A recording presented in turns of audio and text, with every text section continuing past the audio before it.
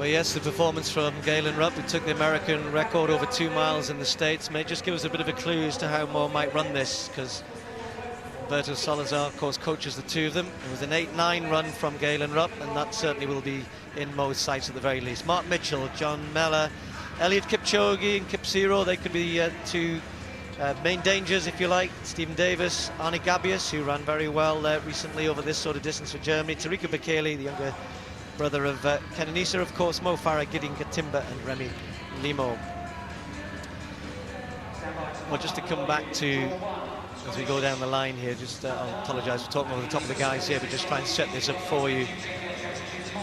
This is 2 miles, 16 laps, and well, if you look at the world record, and there has been some talk of that, it is held, of course, by Kenenisa Bekele, who broke it here in 2008, but we go back to Haile Gebrselassie, who broke it in 2003, and it took Bekele 2 attempts to break that record. So it shows you how good a record it is, 8:4.35. And I think for Mo, that's going to be a really tough ask here. He'll have a go, I'm sure. They've asked for a fast pace. But going back to that Galen Rupp race in America, when he ran the 8 minutes and 9, he actually ran 8 seconds quicker for the second half of the race than the first. And apparently Alberto Salazar had asked him to go out steady and then come home strong.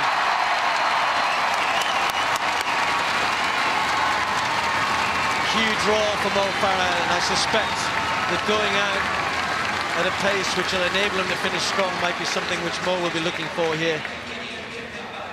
And it'll be up to these guys, up to Katimba, Limo, to get them through 1 mile. They're not far outside 4 minutes, probably 4:2, 4:3. That's hard running. So Mo Farah,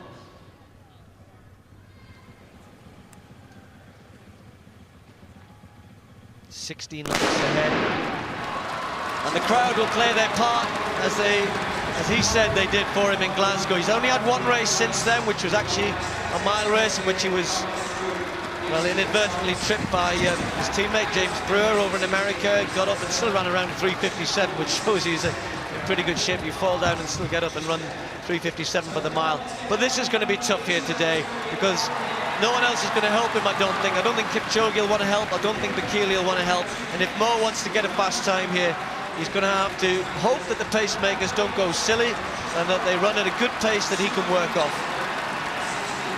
Well, Mo Farah's got some quality athletes behind him, and that makes it even more difficult, because at the end of the day, we're all looking for Mo Farah to win this race. Secondly, we're looking for him to run a fast one.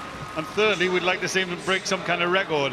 The European record set 39 years ago today and still held by Emil Puttermans of 8 minutes and 13.2 seconds.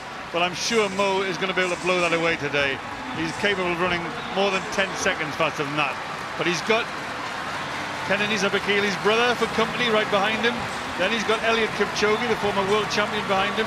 And then he's got Kip Zero, the Commonwealth 5 and 10,000 meter champion, behind him. So he's got some quality athletes there. He is leading the bunch, but he just needs to take a little bit closer order. The pacemakers went through there quickly. Mo Farah, first 400 meters, 58.9 seconds, and that's quick.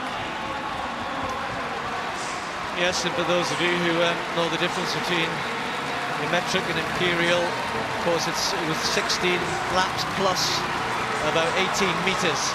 And that 18 meters becomes important, because we talk about Brent's just given a lap time there, so obviously that was 400 meters exactly. It wasn't actually to the finish line, so we'll be watching that. Lap times are important, but Brent, that idea of running about not far, sort of 30.5, something like that, is going to be important. And you don't want to have too many laps where you're slipping way outside of that sort of pace. But coming back to what I said at the beginning, these guys have got to just keep an eye on where Mo is and try and help him through here, because, as I said, I don't think he's going to get much help from behind. He's a scout now, Mo Farah, and whether you're Kipchoge and all of his great, exploits in the past, they'll want to beat Mo Farah today, undoubtedly. That's absolutely right. And the thing is, he's sitting there on his own. When the pacemakers drop out, Mo will be in the lead. But the lap time there, the second 400 meters split, 1:59.7 for 800 meters, 60 seconds for Mo Farah for that particular lap. So he is running quickly. And remember, 2 miles, they're going to run close to 4 minutes for the first mile and try and run close to 4 minutes for the second mile. That puts the running, the quality of running here in perspective. We're now ignoring the pacemakers a little. It's Mo Farah really. He's the pacemaker, because that gap, all it's doing is guiding him along. It's not helping him along. And there they go through. 10 laps to go. Mo Farah, Bekele, Kipchoge and Kipchoge, 3 quality athletes there for the ride. Just a quick word about in the green vest there, Johnny Mellor, who's running very well, has gone with this pace there. He's got the chance of going to the world indoors. He's got to run for 3,000 meters, 7:50, and they'll take the time at 3,000 meters. So he's got the chance here if he can hang on to the likes of Gabius. He's doing it very bravely there, because he had no option really but to go with this quick pace. So just watch out for that as well. That third 400 meters slipped a little, 62.5 for Mo Farah, and I think he realised that. He suddenly accelerated and has gone a little bit closer to the pacemakers. He hasn't gone with them, but he knows exactly what's happening. He's glancing up at the screen, he's getting the information that he needs. Katimba's doing a strong job. It's not his fault the athletes aren't following him, but the point is, when you get this kind of quality, you don't want to be sticking out there on your own and trying to set a pace for everyone else. So the first pacemaker drops out. Eliud Kipchoge takes a bit closer order to Mo Farah, and that 400 meter split, 62.5, 3.2 for 1,200 meters, and another 62.1, so they're just drifting off that pace a little. But I suspect that's what he probably thought would happen. I think 4.3, 4.4 would have been the target. The question is, can Mo Farah pick it up from that? Will the second half, undoubtedly the last 400 meters will be quick. We know it will be with the sort of caliber of athlete we've got here. But can they maintain enough pace to get them close over the last 400 or 500 meters that they can attack? If not the world record, then certainly something fairly close to it. Mo Farah looking good, looking relaxed, but so is Kipchoge just tucked in behind him. Well, our statistician who's doing his sums and doing the spotting onto the track, he just told me that Mo Farah went through the first mile in 4 minutes and 5 seconds. That means he's got to run a sub-4-minute mile to break the world record. That would be a tall order, but the things we've seen from Mo recently, you know he could go close to that. So, when the pacemaker drops out, Limo's looking good and doing a good job. Farah will be left in the front. Bekele just looking up at the big screen. Kipchoge is still there. Kipchoge is still there. Arne Gabius of Germany is still there. Young Johnny Mellor has been maybe paying for going with that early pace, but he really had no option. So the pacemaker steps aside. We've got 5 laps to go, and Mo Farah has to think about winning this race now. Maybe not think about the clock. Look at Kipchoge. He's already run very quick over 3,000 meters this year. He's been in very, very good form. And Farah's got to be aware. He's got to get his brain into gear here about how to win this. Maybe start to forget about the clock a little bit here. And hey, win the race, Mo. That's what you've got to do. If he wins this race, he'll have beaten some good athletes. He is the world champion at 5,000 meters. And now he's being challenged by the brother of the world record holder at 5,000 meters, and that is Bekele, Tariku Bekele. Now, I think it's time for Mo just to settle, just to think about winning the race. Mo's got a terrific sprint finish. The time will come. I think he's going to beat the European record on today's performance. I don't think they're going to get that world record, but the point is, he's got to win this race. He's come into this race with a huge background of performance. We know he's good shape. He's run a good 1,500 meters. Now he's being tested a little by Tariku Bekele. Well, Bekele knows he doesn't have the pace of Farah, Kipchoge or even Kipchoge, and that's why he's doing this.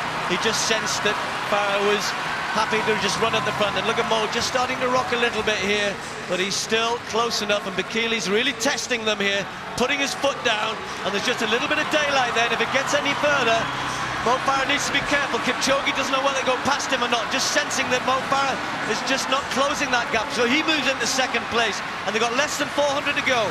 Less than 400 meters remaining. A grimace by Mo Farah. A 60-second lap there by Tariku Bekele. Kipchoge, the double Commonwealth champion, comes into place, and Mo Farah struggling here. He's got a wall of athletes ahead of him. They're just over 200 meters to go. Mo looks a bit heavy today. He looks a bit tired. He's trying to run quick, and here he comes on the outside. Has he got the finish? Can he manage it from here? The bell sounds, 7:37, and here comes Mo Farah. The noise here is phenomenal. They're trying to cheer their man home, but he's got some work to do here. It was a big effort to move up, and Kipchoge responded. The former world champion, kicking hard and going away. Mo Farah with nothing left at this point. It's Eliud Kipchoge looking good at the moment. Farah's trying one last big effort, but it's not going to get him there. Kipchoge's going to win this. Farah's in second place. It'll be a new British record, a new European record for Mo Farah. But, and it's a big but, it is only February, but he won't like getting beat by Eliud Kipchoge, that's for sure. This is a man who we know over the years is right at the top of the world. He's been a former world champion. He's won plenty of medals at the Worlds and the Olympics. He's a great athlete, but he's the sort of athlete that Mo Farah these days would want to beat. And he'll be a bit disappointed, certainly not to have won in front of a home crowd. Nothing wrong with the time, really. That's still a good run. But as we were saying, Brent, during the race, sometimes you've got to think, let's just win this. I think I said earlier on in the season, keeping an unbeaten record is quite important. And there he goes, Eliud Kipchoge, the former world 5,000 metre champion, the reigning 5,000 metre world champion Mo Farah under pressure here. Bekele, the brother of the world record holder, he's struggling too. And Mo Farah's making a really desperate effort here. He's kicking, he's burrowing, he's digging deep. But Eliud Kipchoge is a class athlete. Kip Zero is a double Commonwealth champion. So let's face it, winning this race would have been good enough. But there goes Mo Farah, battling as ever, always gives 100%. 4:05.6 for the first mile, 4:02.5 for the second mile by Mo Farah. That suggests things are in good place, but I tell you, winning the race is important. And if he'd concentrated on winning the race, he may have been able to win it. But he was running for a time. Sometimes that's dangerous. But Mo Farah, as always, gives 100%. And I would say February, Olympic year, Mo, you're on good schedule. Don't worry about it. Well, the esteemed Brendan Foster saying you're on great schedule here in February for what's to come later in the year. How do you assess how it went there today, Mo? I was a bit disappointed with the race. Just felt a bit heavy, and I see myself on the front. Fell alright, but last K, just happened to work hard. But you showed what incredible guts you've got. You didn't give up to the last, you never do. You chase them down hard. Yeah, definitely, you can't give up and you've got to work hard, and thanks to the crowd and everybody supporting. Great reception I got. Oh, it was just one of the best ever. You're aware now, you are the crowd's favourite. Yeah, no, definitely. I just appreciate everyone's help, and I just got to keep working hard. Keep it going, all the best. Cheers, Phil. It was a tough field to beat, and for him to come second, the way he came second, I think he shouldn't be at all disappointed. Let's put it this way though, no athlete enjoys second place when you feel like you can win. And we got confirmation there of that result. Eliud Kipchoge running 8:07.39 for a personal best. Mo Farah there with the national record, but I think he'll be a bit disappointed.